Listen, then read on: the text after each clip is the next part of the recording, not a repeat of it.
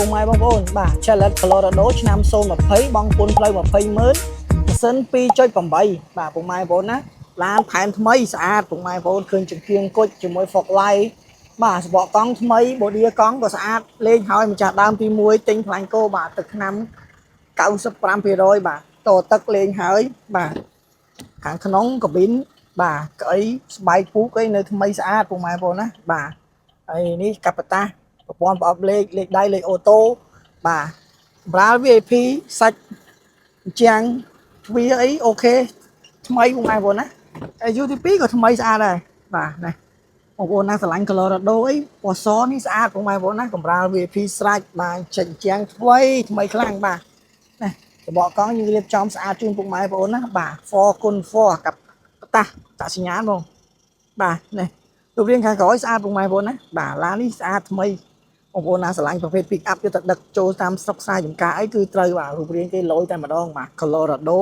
បាទមើលជើងក្រោមបាទជើងក្រោម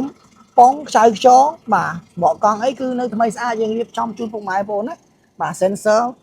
ខាងក្រោយបាទនេះក្លុបខាងក្រោយក៏រៀបចំហើយស្អាតពុកម៉ែបងប្អូនណាបាទប្រើប្រាស់ជាមួយប្រេងម៉ាស៊ូតទៅពុកម៉ែបងប្អូនបាទនេះខាងក្នុងក៏នៅស្អាតដែរសាច់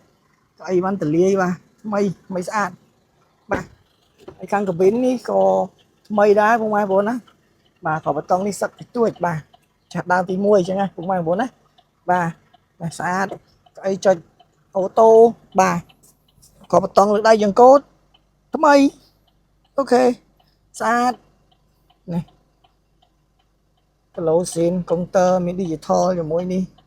លេខបាទហើយនេះប្រព័ន្ធបញ្ជាជាមួយនឹង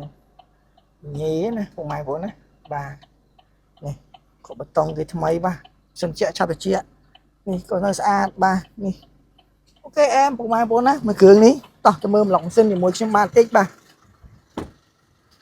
ម្លងសិនថ្មីបាទណាពណ៌បាត់បញ្ជាម៉ាស៊ីនថ្មីបាទហើយស្អាតបាទប្រាំងវិញ ABS វិញនៅគូហ្វឺតតែម្ដងពុកម៉ែបងប្អូនណាបាទសម្រាប់មួយគ្រឿងនេះពុកម៉ែបងប្អូនណាអាចតាក់ទងកន្លះ PK អូតូខ្ញុំបានបាទហើយជាមួយចំពោះតម្លៃពិសេសបាទក្រុម30000ពុកម៉ែបងប្អូនណាឡានស៊ីនមួយជុំពុកម៉ែបងប្អូនណាអត់មានបុកប៉ះទេធានាជូនច្បាស់លាស់ជូនពុកម៉ែបងប្អូនបាទអាចតាក់ទងឃ្លាំងនេះខ្ញុំបានសូមអរគុណសូមជម្រាបលា